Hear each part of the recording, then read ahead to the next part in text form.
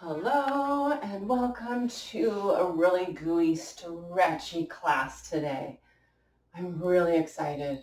Yin style yoga used to be my least favorite. I hated it because I don't like standing still or sitting still, but now I love it. So grab whatever blankies and cozy things you need. This is going to be wonderful. To start, we'll start as always in our centering posture. So picking a nice Balasana child's pose or whatever else works for you today. Taking a few moments to get settled in. And a few slow, deep breaths through the nose. Really softening and melting, especially on the exhale. Feeling grounded.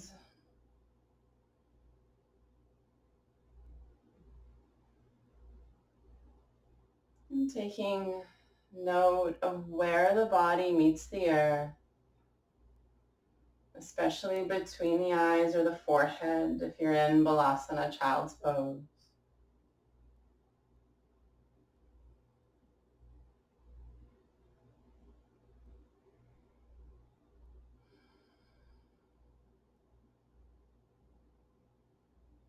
And then taking the next few moments to set an intention for your practice today. Perhaps it's to become more flexible, or maybe it's even to become more flexible as a human off the mat. Whatever it is for you, there's so many benefits to yoga. Just picking one of them and let that resonate for a few moments.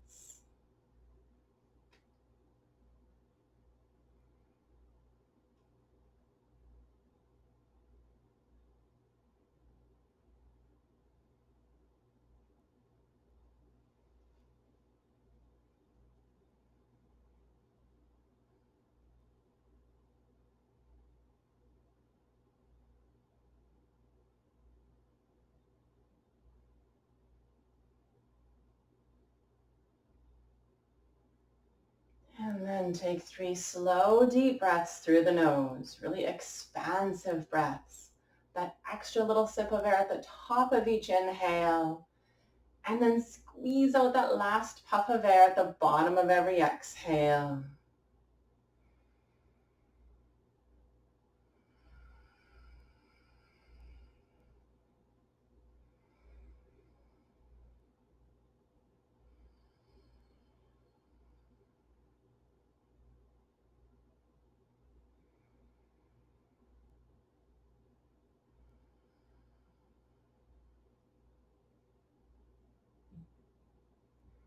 And when all 3 deep breaths are complete, heading slowly into a downward facing dog. So we're doing a really slow, gooey class today. This is our only real strength posture. So up and back, but thinking of it more as a stretch. So maybe walking it out a little bit, feeling that length and space through the backs of the legs. Maybe a couple little Rice Krispie snaps or crackles or pops. Maybe shifting the hips from side to side, whatever feels organic. It's nice to kind of move around 1 millimeter at a time though, just nice and slow motions.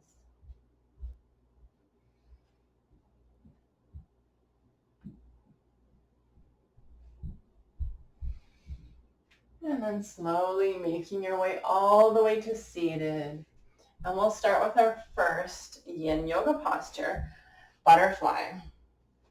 So from Dandasana staff pose, bring the soles of the feet together and then lifting up tall. Remember, of course, if you would like some support with a blanket beneath the knees or a block, feel free to do so. And if it's a bit of a struggle to stay upright, keeping the hands behind you. Otherwise, leaning forward. This is where the blankets come in handy. You can just sort of snuggle with them. I'm going to, now that I've sort of already done a few classes with you explaining, I'll just do a quick reminder. I want to give you lots of silence in this video today so you can really work on going within and not just listen to me yammer away at you, but to remind you, because even myself, I need those little reminders at the beginning of class, we're looking for 3 things. The first is to find your edge. So that place where, oh, okay, that's my edge. Any further will be harmful, and any less will be not really very efficient. So finding your edge, often there's a bit of a gray area. So some days I want to sort of push things a little bit closer to that edge. Other days, if I'm just not feeling it, my edge is going to be not quite as far. That's the first thing we're looking for. The second thing is stillness. Looking for stillness, which is my weak point, trying to find stillness. If you need to go further in a pose because you've been there for a minute, of course, shift and move. Or the opposite might be true. You've gone into it too far. You need to back out. So those are the only 2 times where you want to avoid stillness. Otherwise, looking for that stillness and returning to stillness as soon as possible. The third element is just time, allowing yourself to be in that posture for time. And I'll let you know when that time is up. We're almost up for our first posture. And then afterwards, I will try to let you have some silence. Come on, all the way out. We'll return to Dandasana staff pose, maybe shaking it out a little bit. And then heading into straddle. So stepping the feet apart as far as they'll go. I like to have a little blankie beneath me. You don't have to if you don't want to. And then once you're, I don't know if comfortable is the right word, but situated in a way that's going to be beneficial, we'll begin. Same things again. Finding our edge, trying to find stillness. When it's acceptable to go further, do so. Otherwise, holding still, just focusing on the breathing. So try to keep your attention on your mat.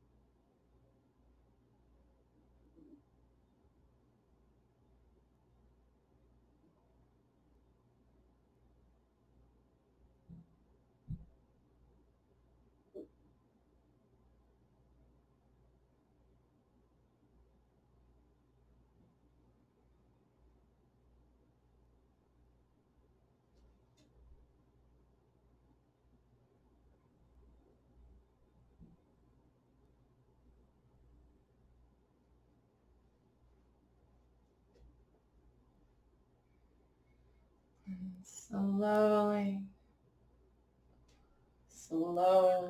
start to come out. Even if you are very flexible, take your time. Take your time, take your time, take your time. Back to Dandasana staff pose, maybe a couple little knee taps. And organically, I feel like I want to lean back because we've done some forward folds. So this is a great time to head into reverse plank just for a few moments. So leaning back onto the hands, fingers swiveling to point forward towards the toes, and then straightening through the arms, lifting up through the heart. Couple deep breaths here.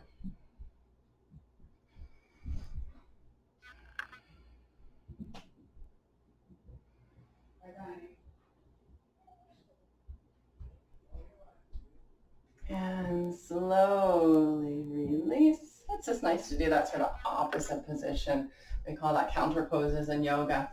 Preparing for shoelaces. So for this one, we'll start with the left leg extended and the right leg will move over top. Now this one you might find you need to be up on a blanket or something.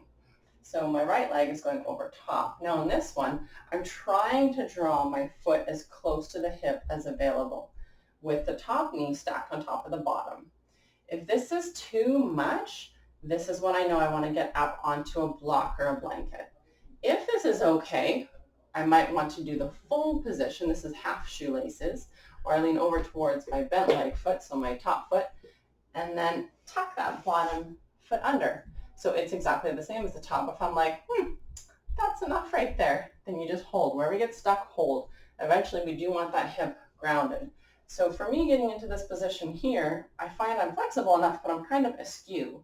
So if that's you, the better way to get into this one when you're a little bit more flexible is to come up through hands and knees. That way you can kind of scooch the knees all the way together and then sit back onto the hips. That way the knees are just stacked, one on top of the other. And then we hold. Here we go. Closing the eyes, and again, I'm going to give you a bit of silence so that you can really go within and soften into those spaces that are feeling a stretch. If your knees need to be supported by a blanket or a bolster, give those things a try. Trying to be as comfortable as possible.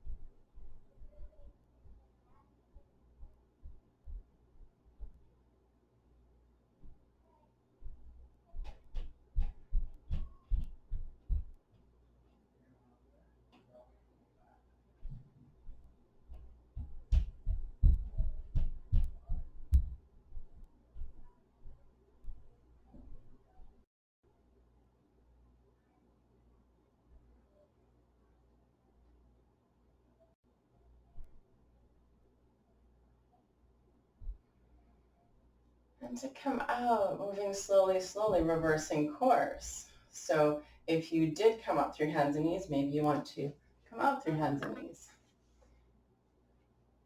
However you got in, coming out that same way. And returning to Dandasana staff pose. We'll head into the other side. So remember, you can always start with left leg on top. That's the side that we're doing now, left leg on top. And then scooch the bottom leg beneath. Or if you'd like to enter from hands and knees, we send the right leg behind the left. And just get those knees scooched in towards each other. Then we step the feet apart, lowering back. So it doesn't really matter how you enter. The way you enter would be the most efficient for your body and where you're at mobility-wise.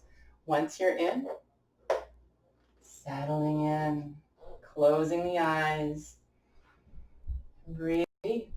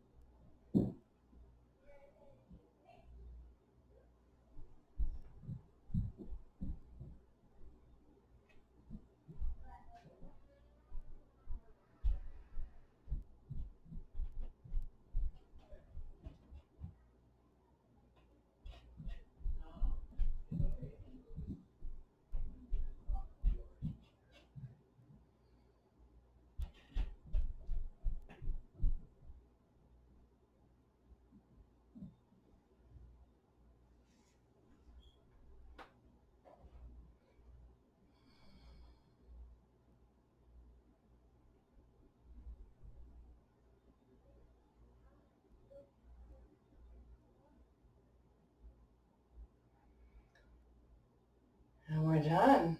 Slowly, slowly, come on all the way out. Returning to Dandasana staff pose. Couple little knee taps. Heading into square now. In Hatha Yoga, we call it Agnisambhasana or fire log pose. So for this one, if you're less flexible, the way we start is we bend the knees and cross the right ankle over the left knee. If this is enough for you, we stay here. If you want to head into the fuller variation, the legs, the lower legs, will be stacked one on top of the other. Where shoelaces was one knee on top of the other and the feet pulled in close to the body, this is the opposite. The feet are away from the body so that it's knee over foot and foot over knee, or ankle even. So the feet are once again away from the body. So I'm not pulling away the flesh of the butt cheeks. We want to make sure we don't do that. But sometimes when you move and shift, the feet, things do get sort of squished beneath you. So one thing that's nice to do is just sort of lift up and lift back down so you're even on the sit bones.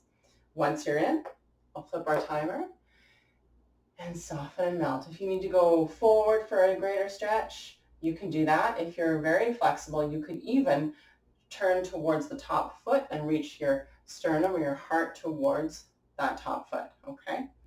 Otherwise, closing the eyes, softening, softening and melting. Clearly, I am softening. And slow down the breathing.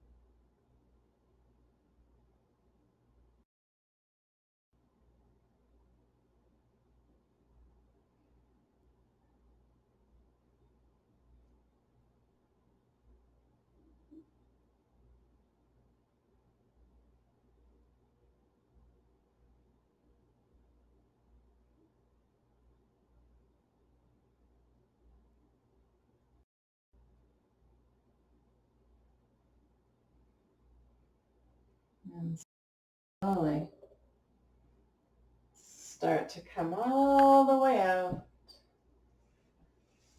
and returning to the Dandasana staff pose. Giving your legs just a second. I know my hips feel a little bit of warmth after that stretch, but not too long because we're ready for the next. Literally feel like jello right now, like wet noodles. They'll be all right. Here we go, left side. So left crosses over top. And if you'd like to go further, you can stack the lower legs. Same thing again. I'll get our timer going.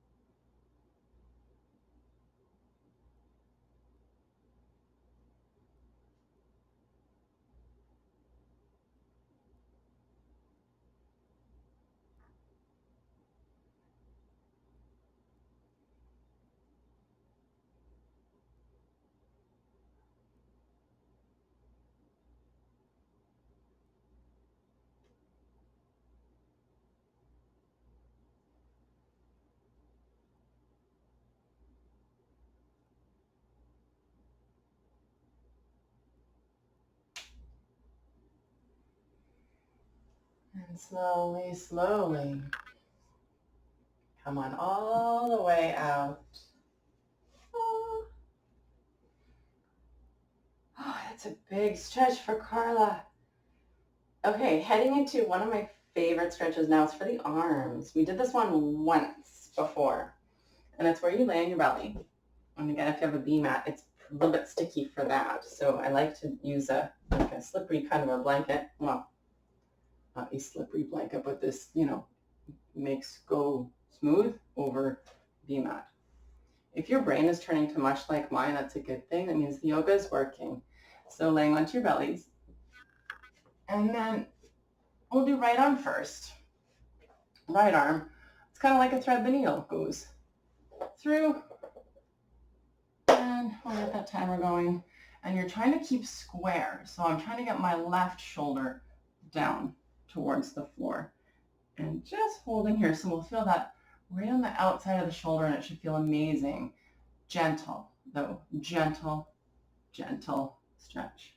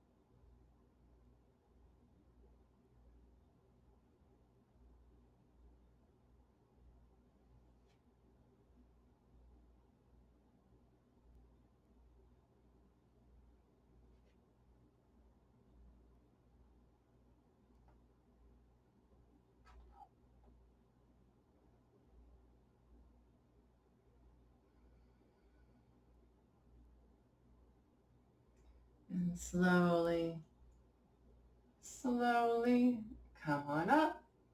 And heading into the other side. Left arm goes through, keeping the shoulders as square as possible. And gentle, gentle with the stretch.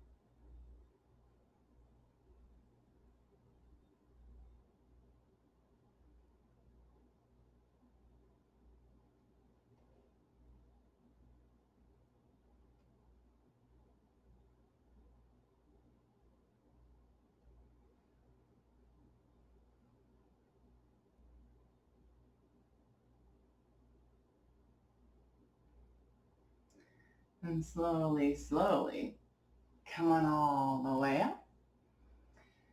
From here, we're already in the best position for seal pose or Sphinx pose. So I'm in Sphinx right now, basically. Forearms on the floor. I'm just going to square up to my mat because I've got lopsided here. And I'll begin our timer. So Sphinx is with the elbows beneath the shoulders and the wrists pointing forward. If that's not quite enough of a stretch, you can straighten through the arms, or if that's still not enough of a stretch, bringing the hands in. Arms are strong, everything else softens and relaxes. Feeling that stretch maybe in the tummy, maybe in the back. This one is so good for preventing osteoporosis. So the bones in our back are compressing in this position. We don't want to repeatedly crunch the bones in the back, but a slow, sustained compression is what builds bone density and keeps our bones healthy and strong. Breathing as deeply as available here. If you can't breathe as deeply, sometimes there's a bit of a anxiety or fear related to that. Try not to. There's a scientific reason for that. Your diaphragm is being compressed a little bit in this position, and that's totally healthy, and it's actually toning your diaphragm. So all good things. Our breathing is restricted a little bit, and it's just the way it is. It's just because of the shape our body is in. So no need to fear that. Feeling more and more comfortable with all of the interesting shapes that we create with our bodies. Finding that stillness.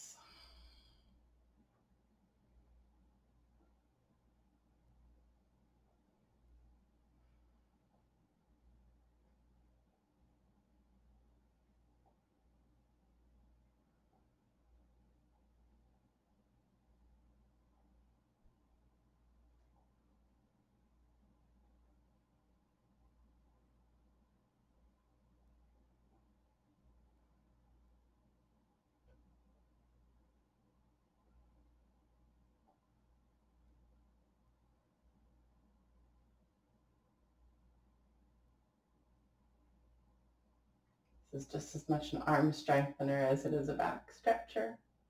To come out, moving slowly. So really slowly, slowly starting to bend the elbows. At this point, I like to actually point the toes, contract the glutes and the legs and the muscles in the back. Moving slowly, slowly, slowly, slowly, all the way out. Even if you're really flexible, it's nice to move slow. Then pressing up through hands and knees back to Balasana Child's Pose. To do that, we scoop the belly in strong, so strong core to press you up and back to Child's Pose. Softening and melting for a few moments here.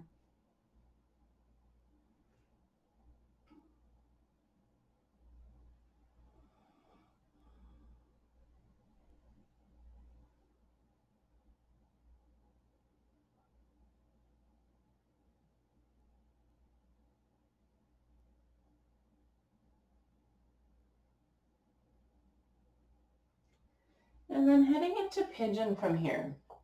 From hands and knees, right knee moves forward, left leg moves back. If you'd like to place a block beneath your right hip, feel free to do so. And if pigeon doesn't work for you, upside down pigeon. So that's on your back with the right ankle crossed over the left knee, hugging your both knees inward. So it's like a figure four. Melting into it. Oops. There we go.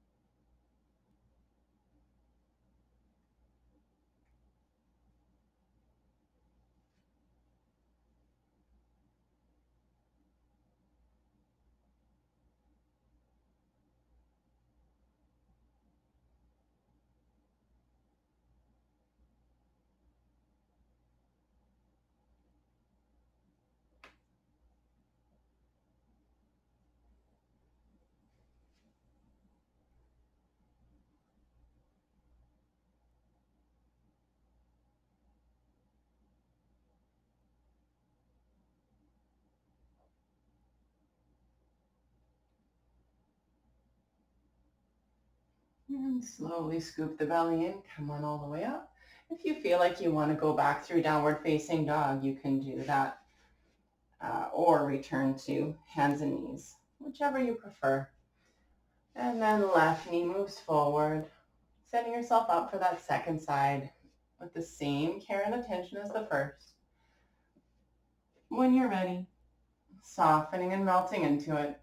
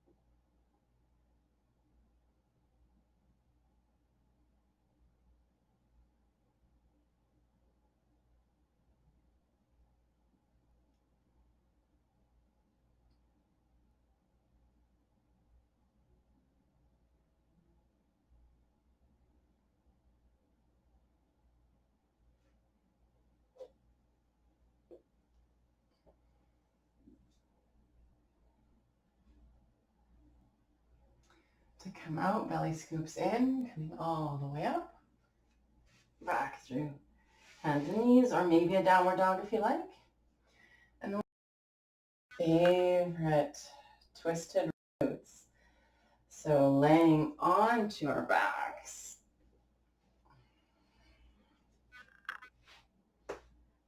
And if twisted roots is just too much, feel free to do a two-legged twist instead, or even a one-legged. Otherwise, bending both knees, right crosses all the way over left.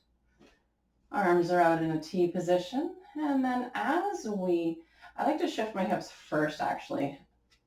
So hips shift over to the right, knees go to the left. And you can even sort of take a peek. Make sure that your hip is in line with the rest of your spine. So sternum eventually, if we're open up. So keeping both shoulders planted on the floor and allowing those knees to fall over to the sides. Sometimes it feels nicer if you support the knee, the top knee, on a block as it heads over. That right shoulder down onto the floor so that we're bending and twisting in the thoracic spine. If you let that right shoulder pop up, there's a tendency, you can even feel it travel down to the low back. And we want to really isolate the T-spine in this twist. Sometimes it helps to even look over to the right side. Oops.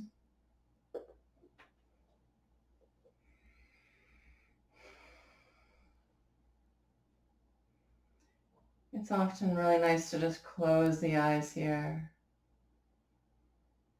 This is such a good detoxificating pose, detoxification.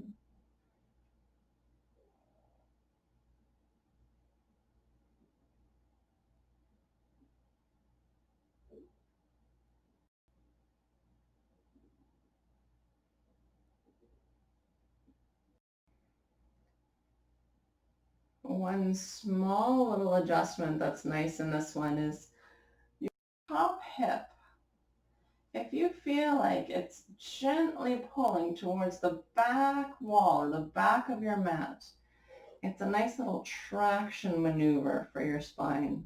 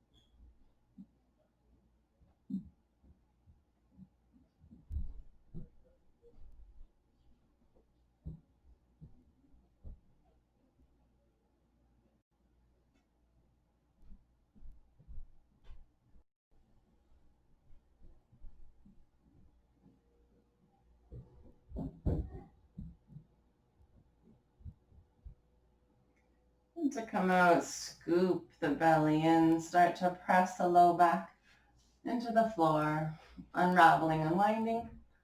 Hug both knees into your chest and gently rock from side to side. Preparing for the other side, left leg crosses all the way over right. Hips shift to the left as the knees lower to the right. Keep that left shoulder on the floor as the knees fall to the side.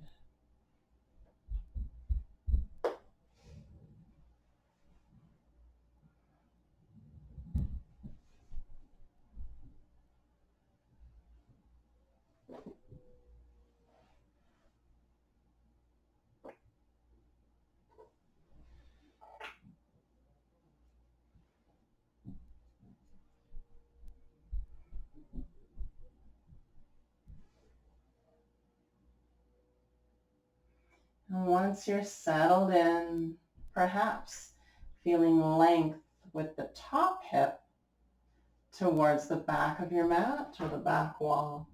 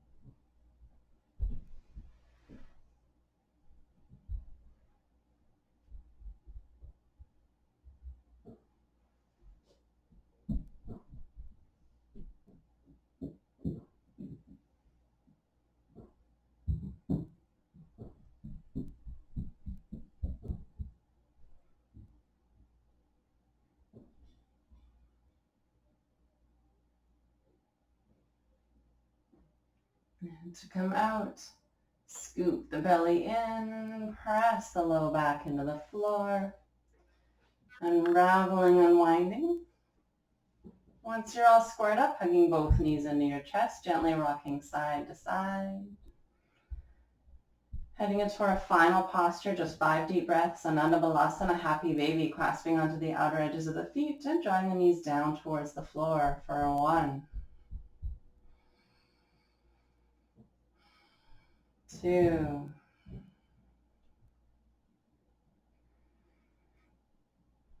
3, 4, and 5. Releasing by hugging the knees into your chest one last time, Apanasana. And from here, heading straight into Shavasana, final resting pose. If you require a little bit of extra support for the back at all, feel free to keep those knees bent with the feet on the floor. Extending arms and legs. And closing the eyes. Softening everything, everything. But especially through the neck and the shoulders. And all the way down the arms. Softening the face. Around the eyes. And even the muscle between the eyes. Just letting it all go.